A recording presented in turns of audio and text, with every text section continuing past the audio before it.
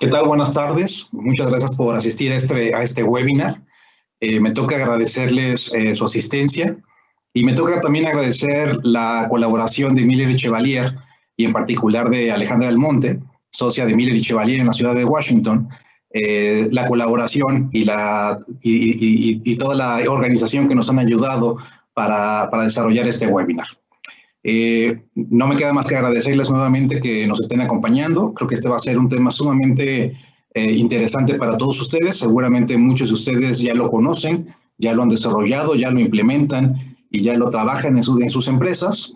Pero la presentación que nos van a hacer el día de hoy, las abogadas Ana Lecona y Alejandra Almonte, nos van a ayudar a todos, creo mucho, a analizar un poquito lo que estamos haciendo, a entender todavía mejor la necesidad de desarrollar este tema del compliance, esta materia, y también a desarrollar mejores y a tener mejores elementos para el desarrollo y la implementación que hacemos de ellos en nuestra empresa. Como saben, las presentadoras son la abogada Alejandra Almonte, del despacho Miller Chevalier en la oficina de Washington, D.C. Ya pudieron ver su currículum, ella tiene mucha experiencia en la materia del compliance y en otras materias corporativas. Ha sido ejecutiva en diversas empresas, es miembro de distintas organizaciones y además es socia, como digo, del despacho en la oficina del despacho Miller Chevalier en la oficina de Washington, D.C. La abogada Ana Lecona es asociada de nuestro despacho, es el legal Rubio Villegas en la Ciudad de México y se ha dedicado también mucho dentro de nuestro despacho a impulsar esta materia y a impulsar esta práctica, además de estarse especializando y ya desarrollar este tema y ayudar a muchos de nuestros clientes en la implementación y el desarrollo de esta materia. Nuevamente, muchísimas gracias. Muchas gracias, Alejandra. Muchas gracias a tu despacho. Muchas gracias, Ana. Y las dejo con ellas. Muchas gracias. Muchas gracias, Alejandro. Hola, Ale, ¿cómo estás? Es un gusto estar aquí con todos ustedes, hoy reunidos, hablando de este tema que nos concierne a todos como sociedad. Ya que, sorprendentemente, al estar aquí reunidos, ya estamos cumpliendo con uno de los compromisos en los que México, al firmar el TEMEC, se adhirió. Y es precisamente el compromiso de, como sociedad, llevar actividades de información al público que promuevan la gravedad de la corrupción y con ello ayudemos a prevenir y a combatir la corrupción. Por lo que nos debemos de sentir motivados al estar aquí reunidos, ya que es el primer paso. Cafecito y Compliance tiene la idea de destacar que Compliance se vuelva un tema cotidiano, un tema que esté en nuestro radar y por lo tanto en nuestras charlas de café. Por lo que los invito a que todos nos acompañen con un café para platicar de este tema de manera relajada y sencilla. Rápidamente para explicarles, Cafecito y Compliance estará integrado de 3 sesiones. El día de hoy estaremos hablando sobre la evolución e importancia de compliance a nivel internacional. En la segunda sesión estaremos hablando de México y el compromiso que tiene en esta materia. Y en la tercera sesión buscaremos llevar a ustedes los elementos esenciales que debe de contener un programa de compliance. Pero ya he repetido varias veces compliance, compliance y compliance. ¿Pero qué es compliance? Cumplimiento, como en su traducción literal en español, ha tenido ya varias definiciones en el transcurso del tiempo. Pero a mí en lo personal me gusta mucho el acercamiento que hace Andrew Hayward y Tony Osborne en su libro The Business Guide to Effective Compliance, que hace respecto hacia que compliance literal típicamente es traducido como cumplir con las leyes y que si estas leyes no se cumplen, si la empresa no cumple con estas leyes, puede ser sancionada.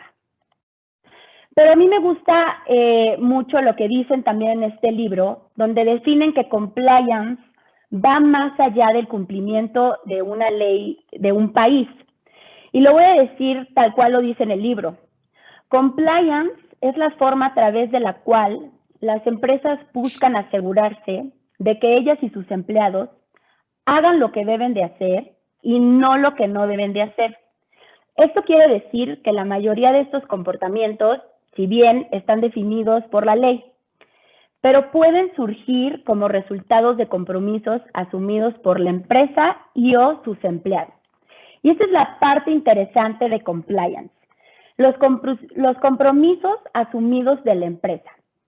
Esos compromisos deberán de surgir a través de una metodología donde debemos de identificar y gestionar los riesgos a los que cada empresa puede estar expuesta, entendiéndose riesgos como externos e internos. Rápidamente, para ejemplificar un riesgo externo, si una empresa busca establecerse en un país que tiene un índice alto de percepción de corrupción y nuestra empresa tiene contacto directo con el gobierno, está expuesta a cometer actos de corrupción o está más expuesta a cometer actos de corrupción.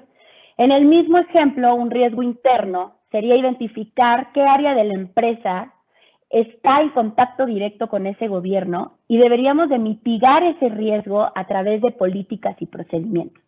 Estos son los riesgos asumidos por la empresa y por sus empleados. Por lo tanto, podríamos definir que compliance es el cumplimiento normativo interno y externo de una empresa a través de la gestión de estrategias corporativas basadas en un análisis de riesgo que nos van a permitir identificar, prevenir y responder ante cualquier incumplimiento. Esta normatividad interna comúnmente está asumida por políticas y procedimientos, pero también deberá de estar acompañada a través de un código de ética y de conducta. Este código de ética y de conducta deberá de contener la misión, la visión, los valores de la empresa, pero también el comportamiento que se espera de las personas que integran a la empresa. Así, realmente vamos a estar transformando la cultura de la empresa con una cultura de autorregulación, una cultura de prevención y una cultura encaminada hacia la integridad. Más adelante, como ya lo comentamos, estaremos hablando sobre lo que debe de contener un programa de compliance dentro de una empresa. Pero sí los invito a que tengamos durante estas sesiones presente que compliance nos va a evitar cometer sanciones, ser acreedoras de sanciones, pero lo que debemos de tener en mente es que va a transformar la cultura empresarial. A lo que ya hemos comentado, una cultura que se va a autorregular, una cultura que va a prevenir y va a estar encaminada hacia la integridad. Pero Ale, de verdad es interesante pensar que este tema parece relativamente nuevo, pero este tema ya lleva más de 40 años en el radar. ¿Tú nos podrías platicar cómo ha venido evolucionando compliance? Claro que sí, Ana. Primero que todo, es un placer estar aquí contigo platicando sobre este tema tan importante, como bien lo has explicado, y tomándonos una tacita de café, dos de mis temas favoritos, el café y el compliance. Como bien dices, Ana, el tema compliance, recién en los últimos 10 años es cuando de verdad hemos visto la ola de compliance que ha nacido. Pero si vemos la trayectoria, el tema de compliance nace en el 1997 y estamos hablando de la perspectiva del compliance como lo entendemos hoy, que muchas veces es enfocado en temas de anticorrupción, temas de cumplimiento que se ve hacia el exterior. Y algo que dijiste, Ana, en tus comentarios de introducción, es que el compliance se entendía antes como cumplimiento con la ley, pero me encanta cómo lo has destacado como una cultura de verdad que van haciendo dentro de organizaciones y también ojalá en los países en los que vivimos. Y si vemos la historia de cómo nace y cómo va evolucionando ese cumplimiento, entendemos de que en realidad no nace por una prescripción legal. En 1977, cuando nació lo que conocemos como el Foreign Corrupt Practices Act, o la Ley de Prácticas Corruptas hacia el Exterior, era nada más una ley que prohíbe todavía cierta conducta, el pago de sobornos a funcionarios públicos hacia el exterior de los Estados Unidos. Ahí para y ahí termina. La ley en sí no tiene ningún requisito de lo que es un programa de compliance, sino que a través de las sanciones que emite el Departamento de Justicia y la SEC de los Estados Unidos contra compañías no solo americanas, y vamos a hablar de esto también, sino también extranjeras, a través de esas resoluciones, allí es donde va naciendo esta idea de cumplimiento que ahora conocemos como programas de cumplimientos robustos con sus 11 elementos que tocan toda parte de la organización.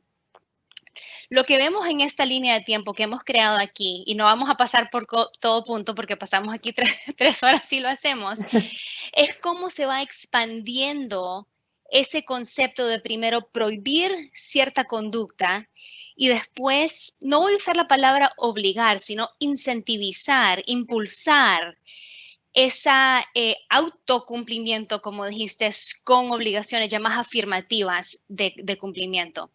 ¿Y cómo se va internacionalizando ese concepto que nace en 1977 aquí en los Estados Unidos?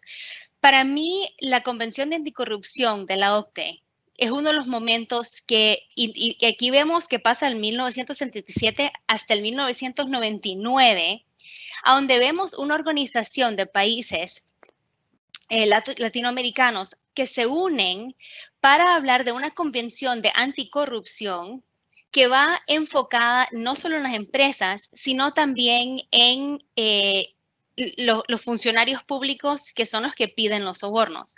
Ahí van haciendo una obligación de países miembros de la OCDE que se obliguen ellos mismos a desarrollar e implementar leyes domésticas para pelear contra la corrupción. Pasa el 2010 y vemos también que nace unas directrices, unas guías que también de la OCDE, que ya comienzan a pedirle a compañías dentro de estos países que quizás no están bajo el brazo de la FCPA, que comiencen a incorporar estos conceptos de cumplimiento como los llegamos a conocer ahora. Regresando a los Estados Unidos, desde el 1977 hasta el 2012, nosotros que estamos trabajando en el área de anticorrupción y cumplimiento, teníamos la obligación de leer toda resolución y tratar de interpretar qué es lo que nos estaba diciendo el gobierno. ¿Por qué emitieron esta multa? Ah, porque les faltaba esta política o porque la capacitación que tenían no era suficiente. En el 2012 nos regala el Departamento de Justicia y la SEC la primera guía, a donde comienzan ellos a exponer qué es lo que se considera ser un programa de cumplimiento efectivo. Y en esa guía es que nace en el 2012 lo que conocemos ahora como los 10 elementos, ahora son 11, pero después llegamos a eso, nacen los 10 elementos que toda compañía que quiere crear un programa de cumplimiento efectivo debe tener. Sigue después la ola a través de bajando por las Américas, Brasil emite su primera ley. Y tenemos que recordarnos, países han tenido leyes contra corrupción, pero comenzamos a ver la primera ley similar a la FCPA nacer en Latinoamérica en 2015. Y de ahí yo creo que los últimos 5 años nunca los hubiéramos visto ver nacer tan rápido a través de la región. Y más reciente, ahorita en el 2017, vemos en México ya también comenzar, y Ana, nos vas a contar más sobre ese tema, su Sistema Nacional Anticorrupción en México, y de aquí de los Estados Unidos, la país vecino, lo hemos seguido con mucho interés. Y este último verano también nos dio el Departamento de Justicia una guía nueva, no solo emitiendo cuáles son las expectativas del gobierno, sino también dándonos una perspectiva a cómo ellos evalúan si un programa de cumplimiento de una compañía es o no es efectivo, para ya empezar a entender cómo puedo recibir créditos, si me van a sancionar, cómo puedo convencerle al gobierno que de verdad tenga un compromiso profundo al cumplimiento. Totalmente de acuerdo contigo, Ale. La verdad es que esta evolución es lo que ha esclarecido la importancia de compliance y en específico para las empresas.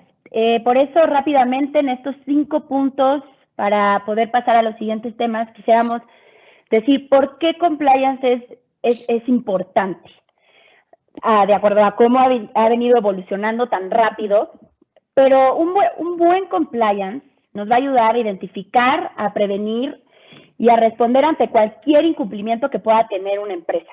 Nos va a evitar sanciones. Como ya sabemos, Ale, las sanciones económicas cada vez son más elevadas.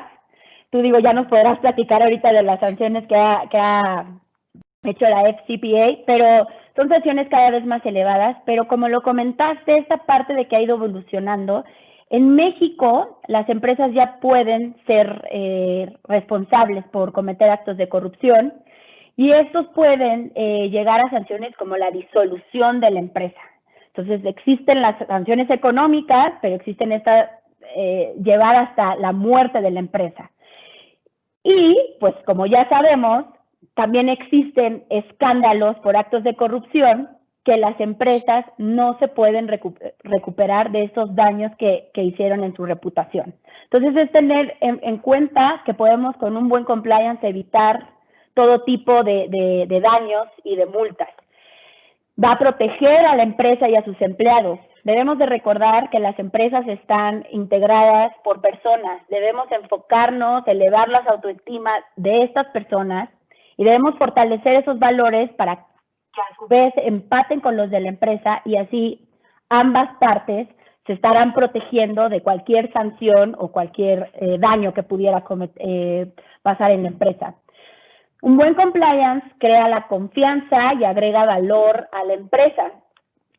Y por último, y no me voy a cansar de repetirlo, crea una cultura de autorregulación, cultura de prevención e integridad que deberá permear a toda la empresa. Pero como bien dijiste, Ale, esto es para darle importancia de los beneficios que puede traer a una empresa. Pero si bien es cierto es que la legislación internacional cada vez refuerza más su combate con la corrupción. Nos estabas platicando sobre la Ley de Prácticas Corruptas en el Extranjero, por sus siglas la FCPA. ¿Nos puedes platicar, tú que has estado de cerca, sobre la aplicación de esta ley? Por supuesto que sí, Ana. Nace en 1977, como estaba diciendo, y quizá puede sonar un poquito cínica, pero no fue por cumplimiento. Los Estados Unidos pasó esta ley para proteger los intereses de empresas americanas que estaban comenzando a competir internacionalmente, perdiendo negocio por prácticas corruptas en el extranjero. Y se define la ley no para controlar empresas dentro de los Estados Unidos, sino aplica a cualquier empresa, obviamente estadounidense, que tiene operaciones al exterior, pero también le aplica a empresas extranjeras que tienen vínculo con los Estados Unidos. Y eso es lo que hace esta ley en 1977 única. Porque ¿cómo es esto que van a extender el brazo de la ley a países exteriores imponiendo multas bajo una ley americana? Aún, Ana, cuando yo comencé a trabajar en Latinoamérica en el 2010, ya profundo en estos temas, la primera pregunta que me hacían a mí cuando yo hablaba de cumplimiento con la FCPA es, pero Alejandra, ¿por qué no vienes a exportar esta ley? ¿Qué pasa con la soberanía? Pero ese era el hecho, era impulsar a compañías no solo americanas, sino también extranjeras a prohibir, no solo prohibir el cohecho, sino también otros capítulos de la FCPA que es importante entender, no solo la prohibición de la corrupción, sino también la importancia de obligar a estas compañías, especialmente que emiten en bolsa de los Estados Unidos, a mantener controles internos. Estamos hablando de controles financieros, controles de contabilidad, políticas, procesos. Comenzamos a ver el piso de cómo vamos formando un programa de cumplimiento que están diseñados para, como bien dijiste, Ana, y son las tres palabras mágicas: prevenir, detectar y corregir incidentes de corrupción. Esa es la FCPA en 5 minutitos, pero lo crítico es entender de que es una ley que se aplica hacia el extranjero. Es súper interesante esta parte del alcance extraterritorial que tienen estas legislaciones internacionales. Y así como la FCPA, por mencionar, el Reino Unido también cuenta con su ley de soborno, que es la UK Bribery Act. Esta también prohíbe todas las formas de soborno: extranjero, doméstico, público, privado, activo y pasivo. En no tiene la excepción a los pagos de facilitación, que la FCPA sí cuenta con esta excepción sobre los pagos de facilitación. ¿Qué son estos pagos? Son los pagos que se da a algún funcionario público para acelerar algún trámite de gobierno, para acelerar este trámite. Es importante decir que en México estos pagos de facilitación están prohibidos. Pero el aspecto más innovador de la UK Bribery Act, Ale, es la creación de responsabilidad estricta. Esa responsabilidad estricta recae para las empresas por no haber prevenido el soborno mediante procedimientos adecuados. Por lo tanto, la responsabilidad estricta castiga el soborno y la no prevención del soborno. Francia, por su parte, también cuenta con una ley de anticorrupción. Esta ley es sobre la transparencia, la lucha contra la corrupción y la modernización económica, mejor conocida como la ley Sapin II. Esta ley es interesante porque entró en vigor en 2017, pero fue derivado de la reforma que tuvo de la ley de anticorrupción que ya contaba Francia, y esta fue derivada por observaciones negativas, que tal como nos comentaba Ale, ha sido una de las organizaciones con más fuerza en el combate a la corrupción, y fue de estas observaciones negativas que Francia tuvo que reformar su ley anticorrupción con el fin de prevenir y detectar la corrupción. Francia, al igual que las otras dos que ya hemos platicado, también tiene aplicación extraterritorial. Y aquí lo interesante es que obliga a las empresas filiales de empresas francesas, así también como a sus proveedores y clientes, a tener un programa efectivo de compliance. No sé si estés de acuerdo, Ale, pero yo creo que el tener un programa de compliance va a ser la nueva forma de hacer negocios, va a ser una carta de presentación totalmente. Y hablando y retomando este tema de la convención de la OCDE, cuéntanos el papel que ha tenido la OCDE en el combate a la corrupción, Ale. Ha sido inmenso, Ana, porque en realidad, y creo que cuando lo mencioné primero, pensé en OEA y dije países latinoamericanos, pero estamos hablando obviamente de países europeos que se forman y vemos que también son intereses económicos, de desarrollo económicos, y Ana lo que dice es que tiene también su interés de aportar valor al negocio, al comercio, es 100% cierto.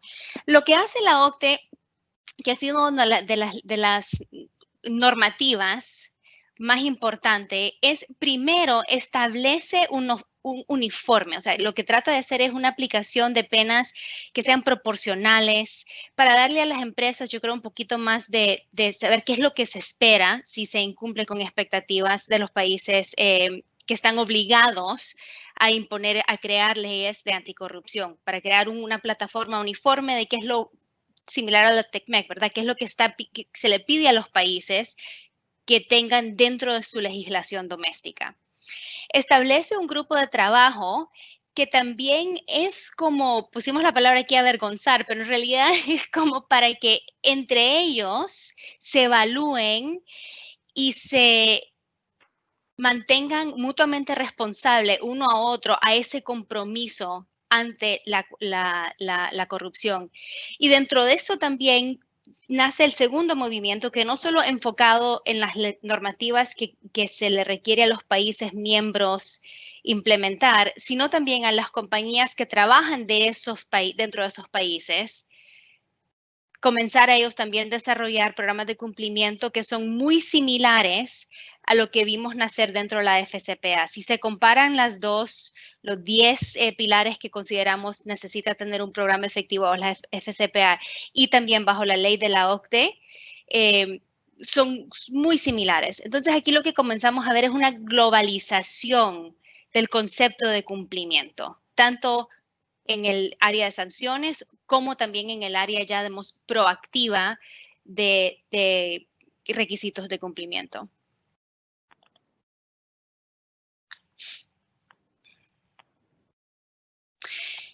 Hablé antes de la ola que veíamos nacer a través de Latinoamérica, y para mí esta ha sido una ola que jamás pensé iba a ocurrir tan rápido, como había dicho antes. Desde 2015 que vemos nacer la primer ley en Brasil, comenzamos a ver México, Costa Rica, Argentina, Chile, Perú, Colombia y todos modificar sus leyes de anticorrupción para comenzar a introducir conceptos que han sido ajenos a la normativa latinoamericana en muchos aspectos.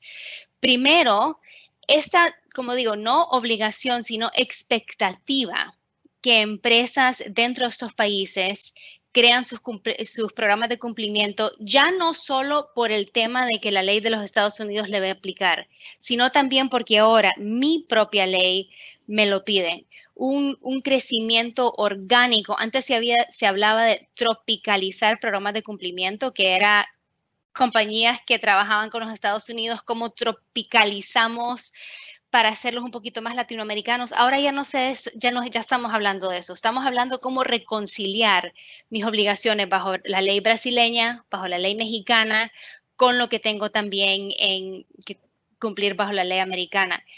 Y lo que vemos es, lo que tienen en común todas estas leyes es que dan crédito, dan factores de mitigación si las compañías que están siendo sancionadas demuestran que tienen programas de cumplimiento. Hemos visto nacer en Latinoamérica también, Ana, este concepto de certificación de programas de cumplimiento, que es importante porque también estamos viendo esta idea de tener un instrumento independiente a la compañía que me está diciendo cumples con las expectativas legales. Y cuando he visto estos programas de certificación, lo que estoy viendo es que hablando con este tema de globalización también, comienzan a crear estándares ya más uniformes para que compañías multinacionales, multilatinas puedan operacionalizar esos programas de cumplimiento a través de toda su organización.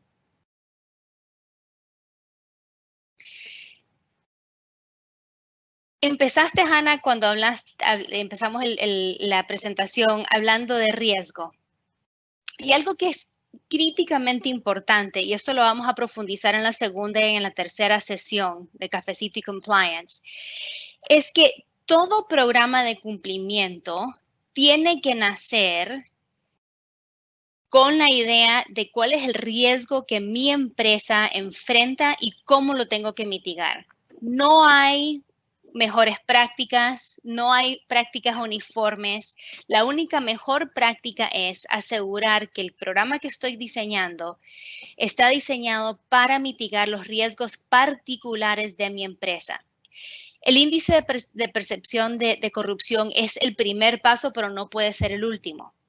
Esto quiere decir que si yo estoy entrando a un mercado nuevo, un buen paso es primero evaluar cuáles son los riesgos de corrupción que existen dentro del país para después profundizar y entender a dónde están mis puntos de contacto con funcionarios públicos dentro de ese país y ahí ir adicionando, aumentando o reduciendo los recursos que tengo que aplicar a ese aspecto de mi negocio, porque no puede ser todo igual. Y algo que el Departamento de Justicia hace muy claro es hay que asegurar que los recursos que las empresas están desarrollando para su programa de cumplimiento se tiene que ver que son proporcionales a los riesgos que se presentan.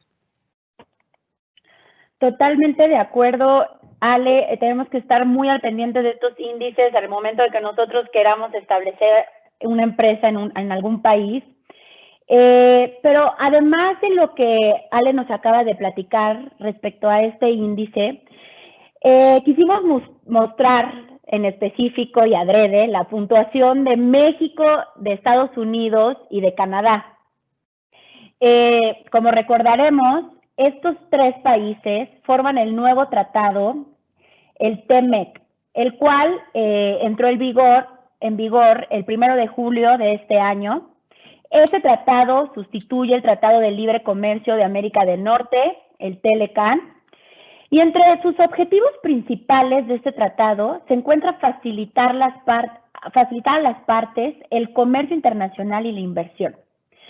Pero lo interesante que tiene es que las partes afirmaron que el combate a la corrupción es un elemento sustancial para llegar a dicho objetivo. Para dar un poquito de resumen sobre el Tratado TEMEC, porque el día de hoy nos concentraremos en un capítulo en específico, pero el Tratado TEMEC se compone por 34 capítulos. Pero es precisamente el capítulo 27, llamado Anticorrupción, el que estaremos hablando un poco el día de hoy. Este capítulo es nuevo, no se contaba en el Tratado de Telecán. Y este capítulo busca definir las medidas que las partes deberán de implementar para prevenir y combatir la corrupción respecto a cualquier asunto comprendido en el TEMEC. Entre las que podemos platicar el día de hoy es que las partes se comprometieron en tipificar, perseguir y sancionar actos de corrupción, cohecho, soborno y malversación de fondos. En México ya existe legislación mexicana en combate a la corrupción, como ya nos comentaba Ale, derivado de las reformas que hubo. Se creó el Sistema Nacional de Anticorrupción y ya existe legislación al respecto. Pero lo cierto es que aún falta mucha aplicación a esta legislación. Existe aún mucha impunidad sobre los actos de corrupción y es algo que debemos de reforzar para poder acatar con las medidas a las que nos estamos comprometiendo. Otra de las medidas interesantes es que deberán de establecer la responsabilidad de las empresas por la comisión de estos delitos. Como ya mencionamos, en México ya existe la responsabilidad de las empresas y esta puede ser administrativa, civil y penalmente. Esto lo estaremos platicando un poquito más en nuestra segunda sesión, pero ya existe responsabilidad a las empresas por cometer actos de corrupción. Esta medida, la número 3, el proteger, el que se comprometieron a proteger a la persona que denuncie a las autoridades competentes sobre estos actos de corrupción, protegerlas de un trato injustificado es muy interesante. Porque, ¿qué pasa? Bueno, Ale, te comento, ¿qué pasa en México con la denuncia? La denuncia, si bien es cierto, es uno de los esfuerzos que está haciendo el actual gobierno para fomentar la denuncia. Actualmente cuentan con una plataforma que sirve para denunciar actos de corrupción sobre los servidores públicos. De hecho, el pasado 20 de octubre entró en vigor el protocolo que va a proteger a las personas que denuncien sobre estos actos. Pero lo cierto es que en México aún existe muy poca información al respecto. En México la denuncia aún la vemos como algo complicado, como algo inseguro, como la verdad no sabemos ni qué se debe de denunciar, ni cómo, ni dónde. Aún falta mucho difusión sobre este tema y también la sociedad y debemos de comprometernos a usar estas plataformas que nos dé el gobierno y usarlas para que funcionen, ¿no? Es también nuestra responsabilidad. Otra de las medidas interesantes es alentar a las empresas a prohibir el uso de pagos de facilitación, que como ya lo mencionamos, en México están prohibidos. Pero aquí es donde la empresa, Ale, debe de crear unas políticas claras al respecto. ¿Qué es un pago de facilitación? Y le debes decir a tus empleados en qué casos pudieran incurrir en ellos. Debemos de ser muy claras las empresas al respecto. Y otra medida que se comprometen las partes en el Tratado de TEMEC es fomentar la integridad dentro de los sectores públicos y privados. Yo a esto yo le llamo corresponsabilidad. El sector privado no debe esperar a que la administración, el sector público, sea el único que combata contra la corrupción. Nosotros dentro de nuestras empresas debemos de dar las herramientas necesarias para que una persona pueda denunciar dentro de las empresas.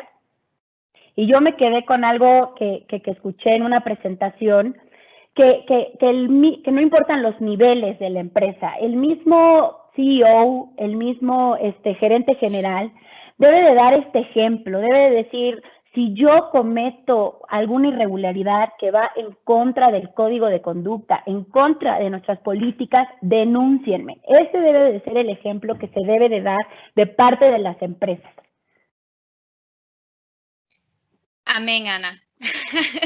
Voy a estar más de acuerdo contigo y yo creo que ese aspecto de denuncia, hablando de las leyes que hemos visto nacer en Latinoamérica, es uno de los elementos más ajenos. Porque lo que yo he oído por muchos años es, estamos invitando chisme, estamos invitando agendas personales, estamos invitando agendas políticas, que se malucen estas líneas de denuncias para intereses que quizás no sean legítimos, pero no se puede cambiar esa opinión si no hacemos exactamente lo que estás diciendo, ¿verdad? Y nace con la persona, nace con el líder. Y eso lo vamos a ver en el capítulo 27.5, en la sección .5 del mismo capítulo, a donde comenzamos a ver estos elementos de un programa de cumplimiento dentro de TEMEC, que es un tratado internacional. O sea, estamos viendo qué tan profundo está llegando este concepto de cumplimiento. Primero, promover y asistir a las empresas a desarrollar controles internos y programas de ética. Esto me encanta a mí, ¿por qué? Porque cuando estamos viendo a compañías que apenas comienzan a implementar conceptos de cumplimiento, paran con la política. Tengo mi código de conducta, tengo mis políticas y ya estoy bien. Ya le dije a mis empleados qué es lo que tienen que hacer y qué es lo que no pueden hacer. Cuando ya nos comenzamos a profundizar, a hablar que tenemos que tener controles internos, quiere decir que tenemos que invertir en programas de contabilidad, programas financieros que no sean manuales, que sean automáticos, que me ayuden a recopilar data para poder detectar cuando mi dinero se está mal usando para un motivo ilegal. Y nos dice cuál es el objetivo. Es asegurar que esos controles estén diseñados para detectar hechos ilegales. Y ahí es donde vamos a ese vínculo entre el riesgo y el cumplimiento. Porque si yo, por ejemplo, Ana, en la otra diapositiva nos has hablado de pagos de facilitación, que primero, ¿qué es? Y segundo, ¿a dónde dentro de mi empresa me corro ese riesgo que un empleado mío le haga un pago de facilitación a un funcionario del gobierno público? Yo tengo que tener controles que me ayuden a identificar esa situación y a prevenirla y a detectarla y a decirle a mi empleado qué es lo que tiene que hacer si se enfrenta en esa situación. Fomentar a la administración de las empresas a realizar declaraciones en sus informes anuales. Aquí justo nos vamos ya al tema que estabas hablando antes, Ana, que es el líder de la compañía. Ya estamos imponiendo una responsabilidad a la administración de la empresa, porque una organización vive por sus empleados, vive por sus líderes. Ya una vez que me piden a mí, Alejandra, firmar una declaración en mis reportes financieros anuales que cumplo con esta expectativa, y no solo que cumplo, sino que verifico que mis controles están funcionando, ¿qué quiere decir? Que yo voy a sentirme personalmente responsable y voy no solo a hablar de lo que tenemos que hacer, sino que si tomo mi responsabilidad en serio, voy a tomar pasos para asegurar que de verdad tenemos un programa que cumpla con las expectativas bajo el TEMEC. Fomentar a las empresas privadas que tengan en cuenta auditorías. Aquí ya vamos al componente este de detectar delitos. Quiere decir que yo tengo que asegurar no solo que tengo los controles, sino que mis controles están funcionando, que mis empleados no solo han leído su política, no solo asisten a mi capacitación, pero que los están implementando y que de verdad están funcionando. Y eso, sinceramente, ya se ven en programas de cumplimiento que están madurando y es uno de los retos. Hay veces que vemos a compañías no saber exactamente cómo puedo monitorear sin paralizar la operación, ¿verdad? Porque se puede interpretar como algo bien burocrático, pero es algo que toda compañía responsable hace, audita sus libros, audita sus procesos. Hay que inyectar esta idea de cumplimiento también dentro de los procesos que ya lleva compañías en sus operaciones día a día.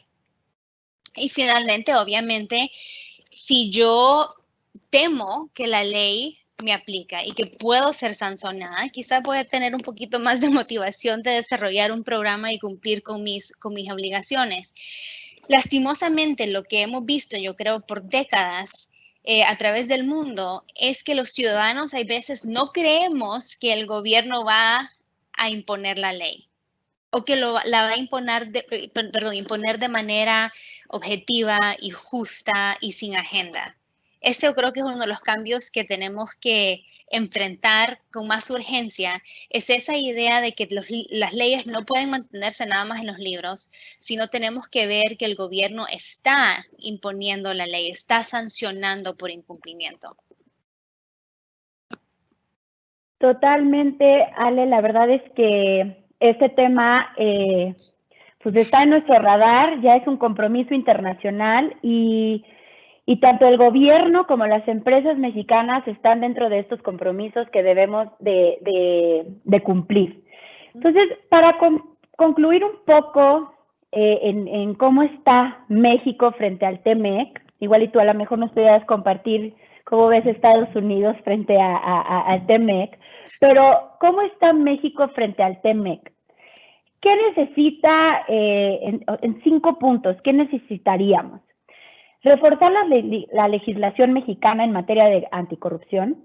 Como, si bien es cierto, Ale, como lo platicamos, la legislación en México ya existe, pero ahora se debe de atender a lo que se establece en el tratado. Necesitamos reactivar las instituciones de anticorrupción. Hay instituciones, pero debemos utilizarlas y deben de utilizarse para lo que fueron creadas. Debemos de fortalecer la cooperación internacional en esta materia. Debemos fomentar la cultura de integridad en el sector público y privado.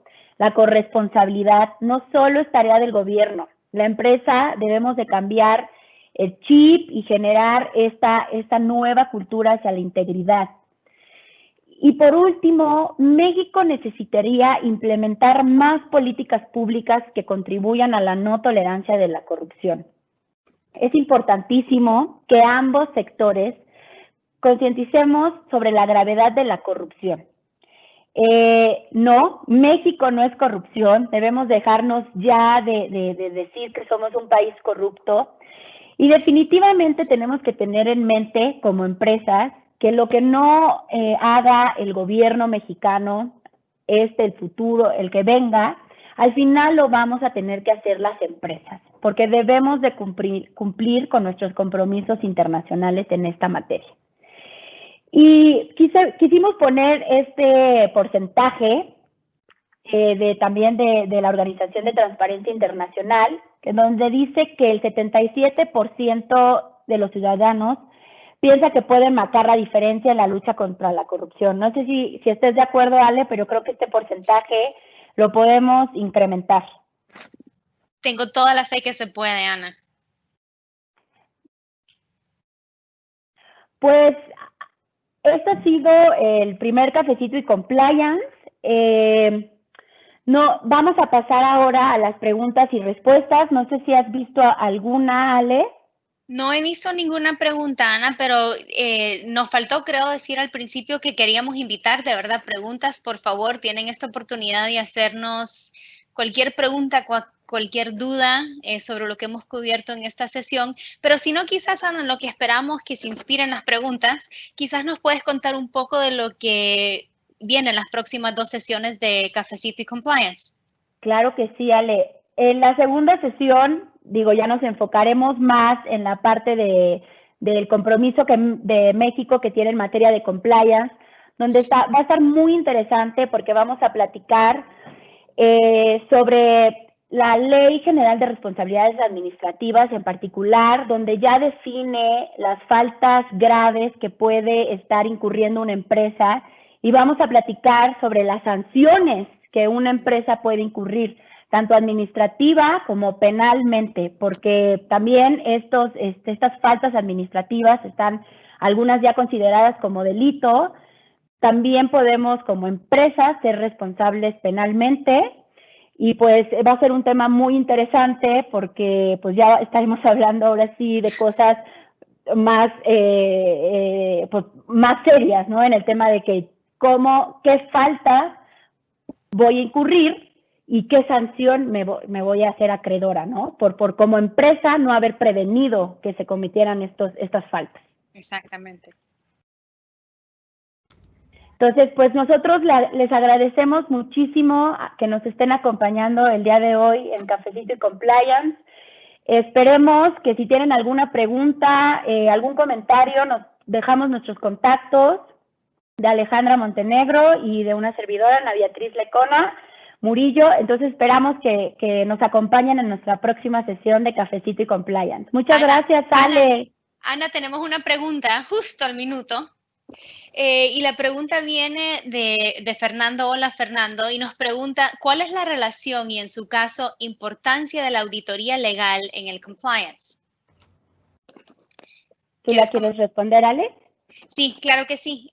Si entiendo bien la pregunta, es cuando el Departamento de Cumplimiento, legal, hace su propia auditoría sobre el programa de compliance. La pregunta me encanta porque justamente es a donde estamos viendo madurar programas de compliance, y es el hecho que estaba hablando antes, que no es solo tener las políticas, tener los procedimientos, tener los controles, sino esta idea de asegurar que están funcionando.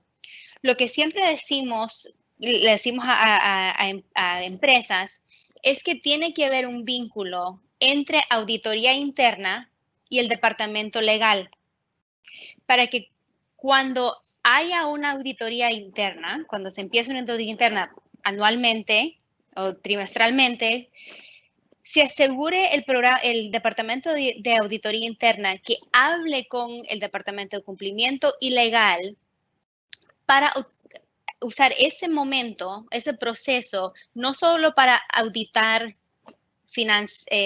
los libros y registros de la compañía o otros controles, sino hacerlo con un ojo hacia los controles que tocan esos riesgos de cumplimiento que enfrenta la empresa.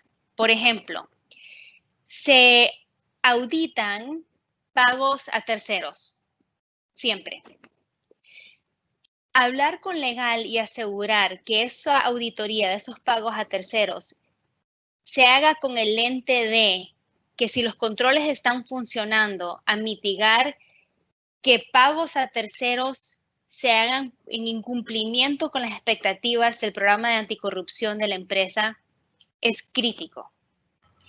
Así es que cuando así interpreto la pregunta, Fernando, que es entre el Departamento Legal y Compliance, pero también se recomienda que el programa de cumplimiento se audite por legal y cumplimiento para asegurar que las políticas se entienden, que las políticas están actualizadas, que se cumplen con las obligaciones de capacitación, que se están cumpliendo con los requisitos de todos los procedimientos y políticas que toquen al programa de cumplimiento. Y sigue la misma idea que cualquier programa de auditoría. ¿A dónde están los riesgos? En esas áreas se audita con más frecuencia y con más profundidad. Pero sí, la importancia y la relación es muy alta. Y Ale, no sé si nada más para incluir un poco en esa respuesta, digo, en la tercera sesión lo estaremos hablando también, pero de la importancia de aquí del oficial de cumplimiento y de la importancia también de esta independencia que debe de tener tanto en el departamento legal, en el departamento de compliance, que sería esta parte del oficial de cumplimiento. Entonces, esa independencia que deben de tener para tomar pues ese tipo de auditorías, ¿no? Sería lo que añadiría. Absolutamente. Y también el último elemento de ahí, Ana, que también es asegurar que esas auditorías legales sirvan para retroalimentar el programa de cumplimiento. Aseguro de que si yo veo que hay algunas brechas, que hay debilidades en mis controles, emito mi reporte de auditoría, pero a la vez retroalimento mi programa para asegurar que estamos corrigiendo esas brechas y esas debilidades. ¿Hay otra pregunta, Ana, también? Sí, dice, perdóname. No, por favor. Sigue. ¿Cómo se mira a México desde la visión de las firmas legales de Estados Unidos respecto a la implementación del método de cumplimiento? La respuesta que voy a dar ahora yo creo que es más, nace de mis conversaciones con abogados en México y con clientes en México.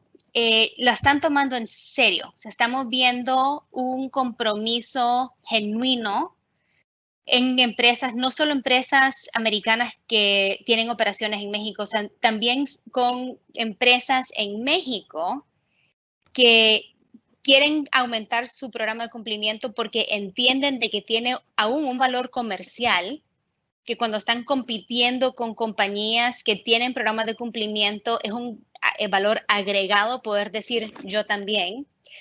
Lo que estamos viendo que es típico de compañías que empiezan y de países que empiezan a internalizar estos conceptos de compliance es cómo crecer de programas en papel pero ya tener una operación de compliance. ¿Cómo puedo tener un programa que es parte del ADN de la compañía, que tiene procesos que van en el mismo ritmo de las operaciones, no que es un programa que existe por separado? Es cómo poder de verdad implementar un programa que es parte de las operaciones rutinarias. Si es que creo que vamos al principio de ese crecimiento, pero de la perspectiva de las firmas de los Estados Unidos, la vemos que de verdad hay un crecimiento de programas de cumplimiento, hay organizaciones de oficiales de cumplimiento, se celebra el Día del Oficial del Cumplimiento. Nos entusiasma muchísimo ver cómo va creciendo. Creo que tenemos otra pregunta, es anónima. ¿Y cómo ven un programa de compliance ante el mundo cibernético? Pues este es un tema muy interesante, todo este tema, ya que ahorita en pandemia, todos estuvimos actualmente en nuestros, intercambiando información de nuestros correos, estuvimos muy pegados en el tema cibernético. Y este tema es interesante porque nosotros vamos a enfrentarnos con delitos cibernéticos ahora, hoy en día. Entonces debemos de abarcar todos y cada uno de ellos. No sé cómo tú qué piensas, Ale. No, de acuerdo. Yo creo que esta pandemia que estamos viviendo nos ha abierto los ojos a ciertas debilidades quizás que existen dentro de nuestros programas que no anticipábamos y que quizás deberíamos de haberlo anticipado porque no tomó una pandemia para que todos estuviéramos en nuestras casas. Pero teníamos muchas operaciones, muchas empresas que ya estaban con empleados que trabajaban remotamente. La pérdida de data, las limitaciones que que estamos realizando tenemos en acceder a información de la empresa, que quizás no tengo la facilidad de ir a tu oficina, Ana, y decir, tengo una investigación, necesito tu laptop, necesito tu móvil para realizar mi investigación. También el tema de privacidad, el tema de confidencialidad. Uno de los retos más altos que he visto también es en investigaciones internas cuando viene a entrevistar a personas. Yo te estoy viendo ahorita, Ana, pero yo no sé quién más está ahí contigo. Exacto. Y en una investigación no sé si está grabando lo que yo estoy diciendo, no sé, se pierde ese control sobre los procesos de cumplimiento, el monitoreo. También es más difícil cuando no estamos todos en la misma oficina. Totalmente, Ale. Y aquí tenemos una última pregunta, que es: ¿cuál es el obstáculo más duro para la implementación del programa de cumplimiento en las organizaciones en México? Yo creo que, Ale, no sé si estés de acuerdo, pero el obstáculo más grande es el que las empresas aún no creen en los beneficios que un programa de compliance nos va a tener. Muchas empresas se inclinan más en pero si así lo había venido haciendo, ¿por qué tengo que cambiar todo? ¿Cuánto me sale la multa? Ese tipo de comentarios aún los vivimos en México. donde todavía no se cree en este cambio de cultura. ¿Cuánto me va a costar? Es importante decir que el implementar un programa de compliance es una inversión a largo plazo. No vamos a ver resultados del día a la mañana. O sea, nos tenemos que concentrar en un cambio verdadero. Es como lo que comentábamos al inicio de las sesiones, Ale. No es, pero es que ya quiero evitar la multa, ya quiero que esto... Es empezar a capacitar a las personas, y esto permea a toda la empresa. Va desde que haces la contratación a estas empresas, de cuáles son, qué tipo de personas, queremos en la empresa, hacia dónde nos vamos a inclinar. Va desde esa contratación hacia la constante capacitación del código de conducta que implemente la empresa, las mejoras que se deben de hacer, porque por más que tengamos controles internos, Ale, no sé si estás de acuerdo, pero vamos a incurrir, ¿no? Porque al que tú pongas un control interno no quiere decir que estés cambiando a la persona de cómo es, ¿no? Entonces, pudieran haber casos que esos controles internos no funcionaron, pero un programa de compliance te va a ayudar a identificar que porque va a haber un monitoreo en ese programa de compliance y te va a ayudar a identificar qué es lo que debes de mejorar. Entonces, yo creo que está interesante. Muchas gracias, Lino Lemus, por la pregunta, porque es todavía cambiar el chip a las empresas sobre el beneficio de implementar un programa de compliance. No sé si quieres incluir, Ale, algo. No, completamente de acuerdo, Ana, o sea, completamente de acuerdo. Yo creo que es de verdad entender lo que es vivir el compliance. Es lo que decía antes, no solo tener el programa en los documentos, sino asegurar que vive dentro de mis operaciones y que no lo vean como algo que es una barrera hacia el negocio. Pero los digo sinceramente, yo trabajé en una empresa por 6 años, responsable de temas de cumplimiento. Se puede seguir ejerciendo el objetivo del negocio y a la vez cumplir si se hace de manera, como digo, que se casan los dos, ¿verdad? Los valores de compliance con el objetivo de comercio se puede hacer. Totalmente, Ale, y ahorita nada más que tomas ese tema, muchas áreas como áreas comerciales, como tú lo acabas de decir, es como un obstáculo, pero ¿por qué debemos de hacer esto? Esto no me va a dejar llegar a mi meta de ventas, y eso es una parte donde las empresas también deben de incentivar más bien la parte de la integridad, en vez de estar incentivando la parte de tienes que llegar a un número, porque es ahí cuando las personas pueden llegar a cometer actos, porque es una línea muy delgada, Ale, no sé si estés de acuerdo, es una línea muy delgada entre hacer algo que está indebido y algo que se puede hacer, pero sí. Es por eso que... Algo que me dices también, yo creo que cierta obligación lo tenemos nosotros, los abogados y también oficiales de cumplimiento dentro de la empresa. Yo tuve momentos que tuve que demostrar mucha humildad, sinceramente, cuando estaba asesorando a mis clientes internos, porque es nuestro deber entender el negocio de nuestros clientes, las operaciones de nuestros clientes, para poder ayudarles a ellos diseñar el tipo de programa de cumplimiento que no crea barreras. Es ayudarle a ese cliente a poder llegar a sus objetivos de manera orgánica, que el compliance vaya justamente en ritmo, como decía antes, con la empresa, y eso toma flexibilidad de nuestra parte. Yo no lo voy a decir a alguien, pero por eso estaba diciendo antes, no es que hay una mejor práctica. Claro. Porque lo que es práctico para una empresa de químicos no es lo mismo para una empresa de productos de belleza, ¿verdad? Tienen diferentes riesgos y no puedo llegar yo como abogada externa o abogado interno y decir, pero se tiene que hacer así, punto. Totalmente. Totalmente, Ale, de acuerdo contigo, y podemos seguir nuestro cafecito y compliance en la próxima sesión.